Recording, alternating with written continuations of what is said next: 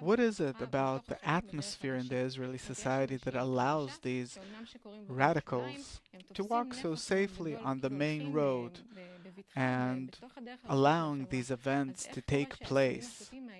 How is it that these marginal, radical elements influence the entire society, bring the whole society into turmoil by these radical actions? So the question is actually, what's the tendency here? Why are the events becoming ever more radical and their effect over us is much greater, or is it much more sensitive towards these things? I really don't understand. What's the big fuss about? The fact that some ultra Orthodox Jew that sat in jail for 10 years for a stabbing, in the same case of stabbing homosexuals, that he takes a knife. When was he released? A few days before the stabbing. So, as he was released, he took a knife and he does the same act. So, either it's a psychiatric case or something of the kind. But one way or another, it's not someone else. He did it. And it doesn't happen every Monday and Friday. Is it really possible to say that this is something happening somewhere there in the margins of society, some psychiatric case saying, okay, it happened? I don't accept this attitude that an ultra Orthodox Jew took a knife and attacked some homosexual because he is a homosexual. This is something that doesn't happen on a regular basis. So, first of all, why do we look at it as something that, oh my God, what happened? And right now, isn't there someone else that's taking a knife and wants to kill someone else? So he wants to kill him because he's a homosexual. So someone else wants to kill someone because his kid broke his window. So why do you think it's happening? I think that this is something that is blown out of proportion. I may be saying this in an exaggerated manner, but what I want to say is that there is a phenomena, and there are many phenomena among the people, in all of its different factions and parts, that these hate those. The Democrats hate the Republicans, whites and blacks hate each other, Latin Americans, Afro Americans, and whatnot. I just came back from the US, and there's tremendous hatred. Right, left, the North hates the South, and vice versa, and whatnot. But along with it, they live together somehow, and they're not starting to cry out Gewalt, that someone took a knife and attacked someone.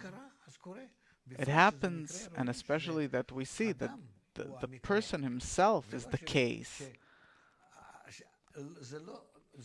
It's not a repeating case where an ultra-Orthodox Jew is attacking homosexuals. Maybe it's not the same case. So why should we interpret it this way? Maybe our response. So the problem is the response. It's that the media are taking this case, that maybe this is an ill person. He's sick, he's in hatred, he has a certain kind of a deviation. And if you'll release him tomorrow, the next day, he'll do it again.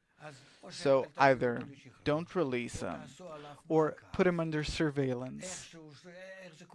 How does it happen that he goes in there with a knife and does the same thing again? There was also criticism about that. Okay, this is clear, but I want to ask. I want to ask something that will maybe bring in a new aspect.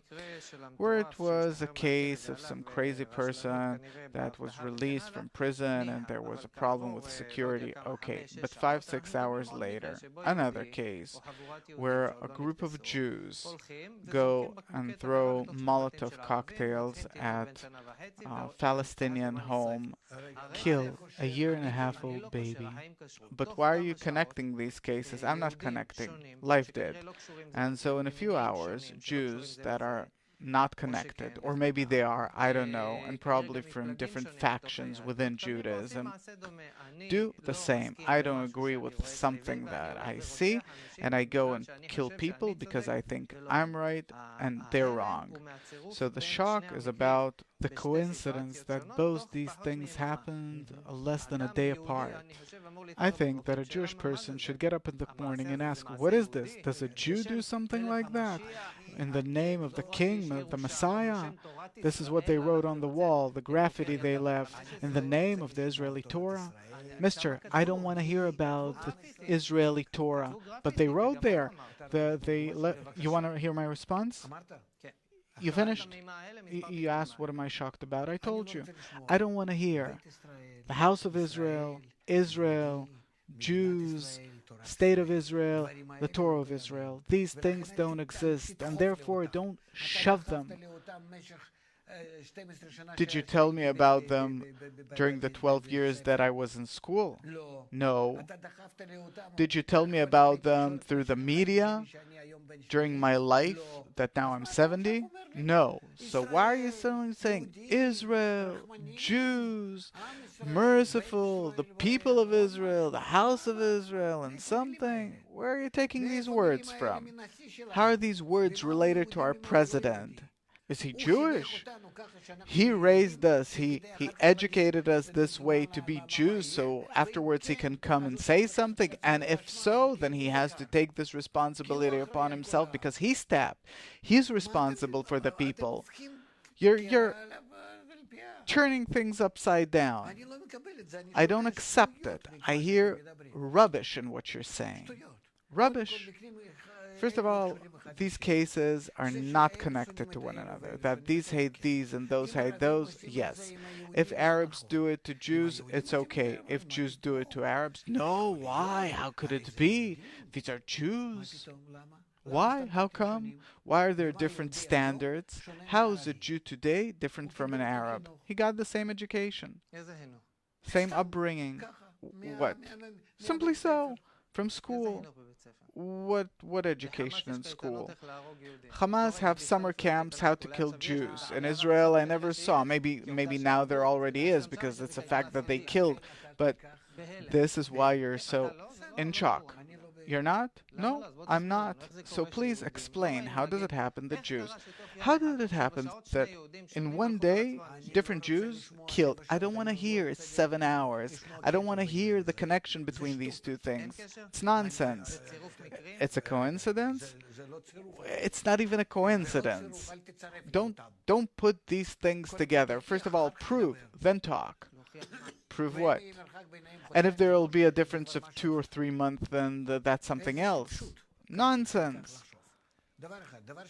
Secondly, suppose the Oren Levy family, your family, that lives in some village. Someone wanted to burn down their home once, twice, their neighbor was killed, their cow was stolen, and so on and so forth. This family feels itself constantly harassed, got up at night, and goes and does the same to their neighbors, to the Arabs, what they did more than once. To them, I don't understand. What is there so special about this dispute that we have to forgive the Arabs and Jews? We have to really cry about it. How could it be? Please explain. I'm a person who fell from the moon. Please tell me what's going on here.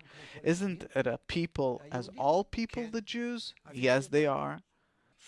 And even more, everyone hates them, and therefore maybe they have a justification to protect themselves. Are the Arabs allowed to attack the Jews and teach their children to kill Jews? And if I'll teach my children to kill Arabs that way, is it allowed or not? There are measurements here for two different nations. So how can you talk about integrity, justice? There's none. First of all, calibrate this. Balance it. What? Your attitude towards everything that's going on. You started by making a generalization. You said that this is how Jews are, they're ready to kill the Arabs, it happens in a day, that someone stabs with a knife and the other does this, and you put these cases together. Life did, it's not me. I'm asking how to cope with what life brings our way. I see no connection between these two actions. I don't. There are many people today, I read in the media, that they're saying that it's again our condescending, that we claim that we're better, and here's an example that we're no better than anyone. True, we're worse than everyone. This is what I say. How? How? That we have to be an example for all the people and we're the very opposite. So maybe this is why we're in shock. You feel that you have to be an example for everyone? I think so. Where? I'll give you an example. There's war between Israel and their enemies. Israelis treat the enemies casualties in their hospitals.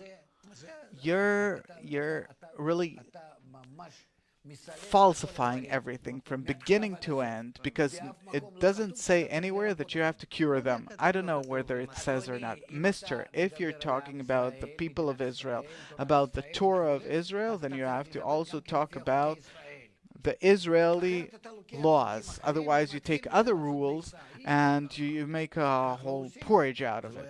You can't do it this way. You have a general confusion. This was going on. I'm a bit confused. Not a bit. Aren't you in shock that a Jew kills a person that doesn't agree with them? Aren't you shocked that a Jew does it? No. Aren't you in shock that a Jew does it? No. How is he a Jew? He's Jewish. He's a descendant to the Jewish people. I'm saying that today there is no Israeli nation. There are no Jews. According to the definition of the Torah, there are no Jews. We're the people of Israel because in the past, next to Abraham, we committed to be and love thy neighbor as thyself. We left this rule. We're no longer the people of Israel. It's called the people of Israel in exile, that we left all the rules of the people of Israel. Today, we're just some kind of a flock that has no idea who he is.